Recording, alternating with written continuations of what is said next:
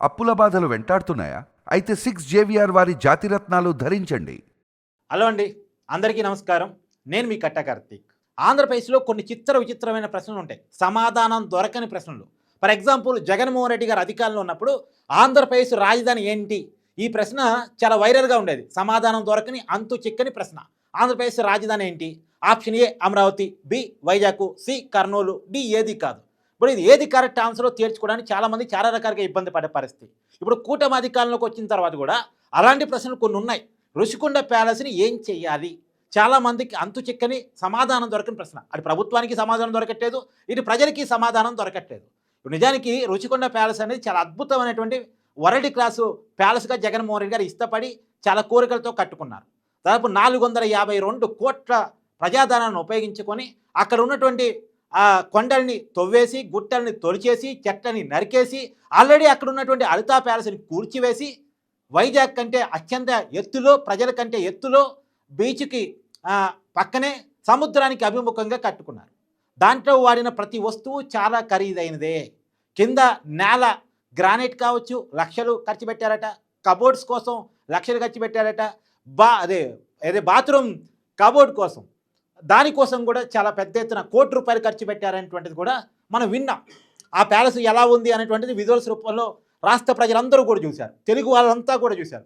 తెలుగు వాళ్ళు మాత్రమే కాదు, దేశం ప్రపంచం మొత్తం చూసింది. నిజానికి ఒక బ్రిటిషు యువరాణి విక్టోరియా మహారాణి గురించి తెలుసు కదా. విక్టోరియా మహారాణి ఒక మంచి ప్యాలెస్, అద్భుతమైన ప్యాలెస్లో ఉండేవాళ్ళట. ఆ ప్యాలెస్ గురించి ఆ రోజుల్లో ప్రపంచం అంతా చెప్పుకున్నదంట. అలాంటి ప్యాలెస్ నాకు ఒకటి కావాలి అని జగన్మోహన్ రెడ్డి గారు దాని నమూనాను తెప్పించుకొని, దానికి ఈ రోజుకి తగ్గట్టు, ఈ జనరేషన్ తగ్గట్టు, ఇప్పుడున్నటువంటి అధునాతనమైనటువంటి టెక్నాలజీ తగ్గట్టు అలాంటి ప్యాలెస్ ఒకటి నిర్మించుకోవాలని ప్లాన్ చేసుకొని ఆయన కట్టారట. అందులోనూ ఆయనకు ఒక వ్యక్తి చెప్పారట, సముద్రానికి అభిముఖంగా వైజాగ్ కంటే ఎత్తుగా, ప్రజల కంటే ఎత్తుగా కనుక నువ్వు అక్కడ ప్యాలెస్ కట్టుకుని నివాసం ఉంటే ఖచ్చితంగా తిరిగి నువ్వే అధికారంలోకి వస్తావని చెప్పేసి ఒక స్వామీజీ జగన్మోహన్ రెడ్డి గారు సలహా ఇచ్చారట. ఆ సలహా ఇచ్చినటువంటి స్వామీజీకి ఎకరాలకి ఎకరాలు వైజాగ్లో కట్టబెట్టి, తను కూడా వందలాది కోట్ల రూపాయలు కట్టబెట్టి రుషికొండ ప్యాలెస్ని కట్టుకున్నారట. ఇది మనం విన్నటువంటి విన్న సమాచారం మేరకు దీన్ని మనం చెప్తాం. సో ఏది ఏమైనా అద్భుతమైన ప్యాలెస్ అయితే మన కళ్ళ ముందు ఉంది. అది జగన్మోహన్ రెడ్డి గారు నివాసం ఉంటాని కట్టుకున్న ప్యాలెస్. తిరిగి కనుక జగన్మోహన్ రెడ్డి గారు అధికారంలోకి వచ్చి ఉండుంటే వైజాగ్లోనే పరిపాలన కొనసాగిస్తా అని చెప్పారు, వైజాగ్ నుంచే పరిపాలిస్తా అని చెప్పారు. ఈ రుషికొండ ప్యాలెస్లో నివాసం ఉంటేనే పరిపాలన కొనసాగించేవాళ్ళు. కానీ ఇష్టపడి కట్టుకున్నా, కష్టపడి కట్టుకున్నా, వాటెవర్, కానీ ఆయనకు అదృష్టం దక్కలేదు. మొన్న ఎన్నికల్లో ఆయన ఓడిపోయారు. ఇప్పుడు నిజానికి ఆయనకి చాలా ప్యాలెస్లు ఉన్నాయి. మీ అందరికీ నోటీసులో ఉన్న తాడేపల్లి ప్యాలెస్ కావచ్చు, తర్వాత హైదరాబాదులో లోటస్ పాండ్ కావచ్చు, బెంగళూరు ప్యాలెస్ కావచ్చు, ఇవన్నీ పబ్లిక్ నోటీసులో ఉన్న ప్యాలెస్లు. కాకపోతే ఆ ప్యాలెస్కి ప్రజలకి, ఆ ప్యాలెస్కి ప్రభుత్వానికి సంబంధం లేదు. కానీ రుషికొండ ప్యాలెస్కి ప్రజలకి, రుషికొండ ప్యాలెస్కి ప్రభుత్వానికి సంబంధం ఉంది. ఎందుకు? ఆ 3 ప్యాలెస్లు జగన్మోహన్ రెడ్డి గారు సొంత డబ్బుతో కట్టుకున్నాయి, ఆయన వ్యక్తిగత డబ్బులతో కట్టుకున్నాయి. కానీ ఈ రుషికొండ ప్యాలెస్ మాత్రం పూర్తిగా ప్రజాధనంతో కట్టింది. ఆయన నివాసం ఉండటం కోసమే కట్టుకున్నప్పటికీ కూడా కట్టింది ప్రజాధనంతో, ప్రభుత్వ ధనంతో. కాబట్టి ఇది ప్రజలకి, ప్రభుత్వానికి అవసరమైన పాయింట్. ఇప్పుడు ఈ ప్యాలెస్ని ఏం చేయాలి? ప్రభుత్వం అధీనంలోకి వచ్చింది. చంద్రబాబు నాయుడు గారు ఒకసారి వెళ్ళి చూసొచ్చారు, పవన్ కళ్యాణ్ గారు ఇప్పటికైతే 2 సార్లు వెళ్ళి చూసొచ్చారు. మొన్న లేటెస్ట్గా 3 నెలల క్రితం కూడా పవన్ కళ్యాణ్ గారు సందర్శించి వచ్చారు. దానికి మెయింటెనెన్స్కి చాలా ఖర్చు అవుతుంది, దాన్ని వాడకపోవటం ఫలితంగా కొన్ని నెరలు అలాంటి సంథింగ్ డిస్టర్బెన్స్ వస్తుంది ఆ భవనంలో అనేటువంటిది కూడా మాట్లాడుకున్నారు. దీన్ని ఏదో ఒకటి చెయ్యాలి అనేటువంటి దానికి వచ్చారు. క్యాబినెట్లో కూడా దీని గురించి చర్చించారు, అయినా ఎవరికి ఏం అర్థం కాలేదు. తర్వాత ముగ్గురు మంత్రులతో కమిటీ చేశారు. ఎవరు ముగ్గురు మంత్రులు? బాల వీరాంజనేయ స్వామి, పయ్యావులు కేశవు, కందులు దుర్గేశు, ఈ ముగ్గురితో కమిటీ చేశారు. ఆ ముగ్గురు కూడా మళ్ళీ సమావేశమై బాబు గారికి రిపోర్ట్ ఇవ్వకపోతే మళ్ళీ ఎక్కడ క్లాస్ పడిద్దో అని చెప్పేసి వాళ్ళు మీటింగ్ కావటమే మానేశారు. మొన్న లేటెస్ట్గా 45 రోజుల తర్వాత 4 రోజుల క్రితం భేటీ అయ్యారు, ఏం చేద్దామని. సో మనం ముగ్గురు ఏం తేల్చడంలే కానీ ప్రజలకు వదిలేద్దామని చెప్పేసి అంతిమంగా నిర్ణయానికి వచ్చి ఇప్పుడు ప్రజలకి ఆప్షన్ ఇచ్చారు. ప్రజలందరూ కూడా రుషికొండ ప్యాలెస్ని ఏం చేయొచ్చు అనేటువంటి వాళ్ళ ఐడియాని మెయిల్ ద్వారా ప్రభుత్వానికి జనరేట్ చేయొచ్చు. rushkonda@aptdc.in మెయిల్కి, అంటే ఇప్పుడు అన్ని వెబ్సైట్లో అన్ని చోట్ల కూడా ఏంటి మెయిల్ అనేటువంటిది అవైలబుల్గా ఉంది. ఆ మెయిల్ ఐడి కనుక ప్రజలందరూ కూడా రుషికొండ ప్యాలెస్ని ఏం చేయొచ్చు అనేటువంటి తమ అభిప్రాయాన్ని, తమ ఆలోచనని ప్రభుత్వానికి చేరవేయచ్చు. వాటిల్లో మంచిగా ఉన్నటువంటి అభిప్రాయాన్ని ప్రభుత్వం సేకరించి ఆలోచన ఇంప్లిమెంట్ చేస్తుంది. అంటే మీరు అనొచ్చు, ఎందుకు ప్రభుత్వానికి ఆప్షన్ లేదు? ఒక హోటల్కి ఇవ్వచ్చు కదా, తాజ్ ప్యాలెస్ అంటే తాజ్ హోటల్ లాంటి వాళ్ళకి ఇవ్వచ్చు కదా, ఇంకెవరికన్నా ఇదని చేయొచ్చు కదా, లేదా పర్యాటక కేంద్రంగా మార్చవచ్చు కదా అని చెప్పేసి మీకు అనిపించవచ్చు. ఇది ఈ మాట అనిపించడం ఈజీనే. కానీ ఇక్కడ చాలా ఇబ్బందులు ఉన్నాయి. ఏంటి ఇబ్బందులు అంటే ఇప్పుడు ఎగ్జాంపుల్ ఒక హోటల్ కోసం ఇద్దాం అనుకున్నారనుకోండి. ఓ పెద్ద కార్పొరేట్ హోటల్‌కి దాన్ని లీజ్‌కి ఇచ్చారనుకోండి. తాజ్ ప్యాలెస్ లాంటి వాళ్ళకి. వాళ్ళేమంటారు దీంట్లో పూర్తిగా మరమ్మతులు చేసి ఇవ్వండి అని అంటారు. లేదు వాళ్ళన్నా మరమ్మతులు చేసుకోవాలి. అంటే ఇది కేవలం నివాసం ఉండటానికి కట్టుకున్న భవనం. ఒక కుటుంబం నివాసం ఉండటానికి కట్టుకున్న భవనం. ఇప్పుడు హోటల్‌లాగా మార్చాలంటే హోటల్ గదుల్లాగా అమరికలు చేయాలి. హోటల్ గదుల్లాగా అమరికలు చేయాలి అంటే ఉన్న బిల్డింగ్‌ని డిస్టర్బ్ చేయాలి. కొత్తగా మళ్ళా నిర్మించాలి. ఆల్రెడీ ప్రతి ఇమిగ్రెంట్ కూడా దాంట్లో ఉన్నటువంటి కబోర్డ్ కావచ్చు, ఇంకో వస్తువు కావచ్చు, ఇంకో తలుపులు కావచ్చు, గోడలు అన్నీ చాలా కాస్ట్లీ. దాన్ని డిస్టర్బ్ చేయటం అంటే కోట్ల రూపాయలను ధ్వంసం చేయటం. మళ్ళా కోట్ల రూపాయలు ఇన్వెస్ట్ చేయటం. హోటల్ గదుల్లాగా మార్చాలన్నా, ఇంకో దానిలాగా చేయాలన్నా కోట్ల రూపాయలను ధ్వంసం చేయాలి. కోట్ల రూపాయలు కొత్తగా ఇన్వెస్ట్ చేయాలి. సో ఇలా ఎవరు డేర్ చేస్తారు చెప్పండి? వైజాగ్ లాంటి సిటీలో 452 కోట్లు పెట్టుబడి పెట్టి మళ్ళీ దాన్ని సంపాదించి, మళ్ళా దానికి అయ్యే మెయింటెనెన్స్ మొత్తం సంపాదించి కొంత లాభం మిగిల్చుకోవాలని ఎవరు ప్రైవేట్ వ్యక్తి ఆలోచిస్తాడు. ఇంత డబ్బు రాగలిగిద్దా లేదా? ఇదో పెద్ద క్వశ్చన్ మార్క్. అంటే నిజానికి హోటల్ కట్టాలని ఆలోచన ఉన్న ముందుగానే ప్లాన్ చేసుకుని హోటల్ తగ్గట్టు ఒక అద్భుతమైన భవనాన్ని నిర్మించుకుంటారు కార్పొరేట్ హోల్డర్స్ అంతా కూడా. కానీ ఇది అలా కాదు. నిర్మించున్న భవనాన్ని హోటల్‌గా మార్చాలి. హోటల్‌గా నిర్మించుకోవడం కాదు, నిర్మించున్న భవనాన్ని హోటల్‌గా మార్చాలి. లేదా పర్యాటక ప్రదేశంగా మార్చాలి. ఇప్పుడు డెస్టినేషన్ మ్యారేజ్‌లకే ఇస్తే బాగుంటుంది. వాస్తవంగా ఏంటంటే రాష్ట్రంలో 10,000 పెళ్ళిళ్ళు తెలుగు నేల మీద జరిగాయనుకోండి.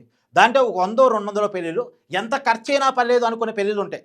కోట్ల కోట్లు ఖర్చు పెట్టి మా స్టామినా చూపించుకోవాలి, మా స్టేటస్ చూపించుకోవాలని చేసే పెళ్ళిళ్ళు ఉంటాయి. అలాంటి పెళ్ళిళ్ళకి రెంట్‌కి ఇస్తే ఒక 100 పెళ్ళిళ్ళు సంవత్సరంలో దీనికి రెంట్‌కి ఇచ్చినా సరే 100 కోట్ల రూపాయలు ఎక్కడైపోవు. అంటే సంవత్సరానికి 100 కోట్లు అంటే దాని మెయింటెనెన్స్ మీద ఒక 50 కోట్లు. అట్లా ఒక 10 సంవత్సరాలు దాన్ని పెట్టిన ఖర్చు అంతా వచ్చేస్తే పైగా లాభం వచ్చేస్తూ ఉంటుంది. కానీ అలా పెట్టాలి అంటే దానికి ఇవ్వాలి అంటే దానికి తగ్గట్టు మార్చాలి. దానికి తగ్గట్టు మార్చాలి. ఇప్పుడు పబ్లిక్ విజిటింగ్ పెట్టాలంటే పబ్లిక్ అంతా కూడా మాస్‌గా వచ్చేస్తే ఆ భవనానికి సంబంధించినటువంటి కొన్ని ఇబ్బందులు వచ్చేటువంటి అవకాశం ఉంటుంది. అంత కాస్ట్లీగా కట్టుకున్నటువంటి భవనంలోకి మొత్తంగా మాస్‌గా అలో చేస్తే కొన్ని ఇబ్బందులు వచ్చేటువంటి అవకాశం ఉంటుంది. ఆ బోర్డర్ దాన్ని మెయింటైన్ చేయడం చాలా కష్టమైపోతుంది. కాబట్టి ఏ రకంగా చూసినా డిఫికల్టీస్ ఉన్నాయి. చాలా డిఫికల్టీస్ ఉన్నాయి. ఆలోచనలు 100 ఉన్నా ప్రతి ఆలోచనకి చాలా డిఫికల్టీస్ ఉన్నాయి. ఏ ఆలోచన ఇంప్లిమెంట్ చేయాలన్నా ఉన్నదాన్ని కొంత డిస్టర్బ్ చేయాలి. కొత్తగా దాని మీద కొంత ఇన్వెస్ట్ చేయాలి. ఇప్పుడు అలా ఇన్వెస్ట్ చేయడానికి ప్రభుత్వం రెడీగా లేదు ఆ భవనం మీద. లేదు దాన్ని అమ్మేద్దామా? ఎవరికన్నా ఆప్షన్‌లో అమ్మేస్తే అదానీ లాంటి వాళ్ళు, అంబానీ లాంటి వాళ్ళు, టాటా గ్రూప్ సంబంధించిన వాళ్ళు, బిర్లా గ్రూప్ సంబంధించిన వాళ్ళు అలాంటి వాళ్ళకి ఎవరికన్నా వేలం వేసి అమ్మేస్తే ఎలా ఉంటుంది అనేటువంటి ఆలోచన అంటే దానికి నిజానికి అది ప్రభుత్వ స్థలం. మంచి పర్యాటక ప్రదేశం, బీచ్ పక్కనే, సముద్రానికి అభిముఖంగా ఉంది. అలాంటి ప్రదేశాన్ని అంత విలువైనటువంటి ప్రభుత్వ స్థలాన్ని అమ్మితే కొంత వ్యతిరేకత ప్రభుత్వం మీద వచ్చే అవకాశం ఉంటుంది. అంటే అమ్మటానికి ముందుకు వెళ్ళలేని పరిస్థితి. అమ్మాలంటే ప్రజలకు రీజన్ చెప్పాలి. ఎందుకు అమ్మాల్సి వస్తుంది? ప్రభుత్వం ఎందుకు ఉపయోగించుకోలేకపోతుంది ఆ భవనాన్ని? అంటానికి ప్రజలకు సమాధానం చెప్పాల్సిన పరిస్థితి వస్తుంది. ఎందుకంటే ఇప్పటికే మెడికల్ కాలేజీల మీద పీపీపీ అంటేనే వైసీపీ ఎంత రాద్ధాంతం రగడ చేస్తుందో మనం చూస్తా ఉన్నాం. ప్రైవేటీకరణ కాదు, పీపీపీ, పబ్లిక్ ప్రైవేట్ పార్ట్నర్షిప్. దీనికి ఇంత రచ్చ చేస్తున్నారు. పూర్తిగా రుషికొండ ప్యాలెస్ని అమ్ముతానంటే అది ప్రజల్లో ఒక నెగిటివ్ ఫీలింగ్ పోయే అవకాశం ఉంటుంది. కాబట్టి డేర్ చేసి అమ్మలేని పరిస్థితి. లేదు దాన్ని ఉపయోగించుకుందామంటే దాన్ని ఎలా ఉపయోగించుకోవాలో కరెక్ట్గా అర్థం కాని పరిస్థితి. కానీ ఈ మొత్తంగా ప్రభుత్వంలో కన్ఫ్యూజన్. నిజానికి నగరాలను కట్టగలిగి, రాజధానులు కట్టగలిగి, ఒక పెద్ద గొప్ప నిర్మాణాలు చేయగలిగే కెపాసిటీ ఉన్నటువంటి విజనరీ చంద్రబాబు నాయుడు గారికి ఒక భవనం ఏం చేయాలో అర్థం కావట్లేదంటే అది మీరు అర్థం చేసుకోండి ఎంత పెద్ద క్వశ్చన్ అది.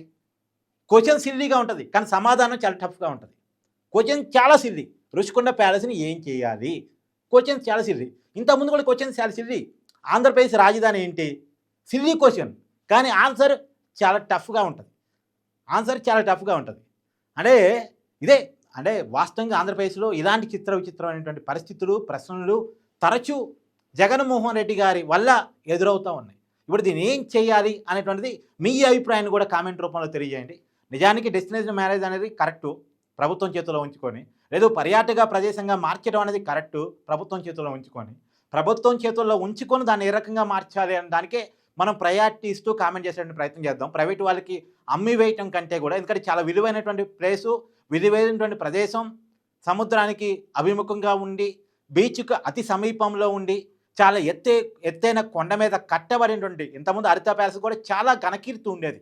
ఆ రుషికొండ పేరులోనే ఉంది, ఋషులు తపస్సు చేసేవాళ్ళు ఈ కొండ మీద అని. అలాంటి విలువైనటువంటి చారిత్రక నేపథ్యం ఉన్నటువంటి ప్రదేశాన్ని జగన్మోహన్ రెడ్డి గారు చేసిందే డిస్టర్బెన్స్ తప్పు అనుకుంటే, ఇప్పుడు దాన్ని పూర్తిగా అమ్మేయటం మరో తప్పు అవుతుంది. అలా అమ్మేయటం అనే దానికి ప్రయారిటీ ఇవ్వకుండా ఇంకేం చేయొచ్చు అనేటువంటి మీ అభిప్రాయాన్ని కామెంట్ రూపంలో తెలియజేసే ప్రయత్నం చేయండి. Thank you.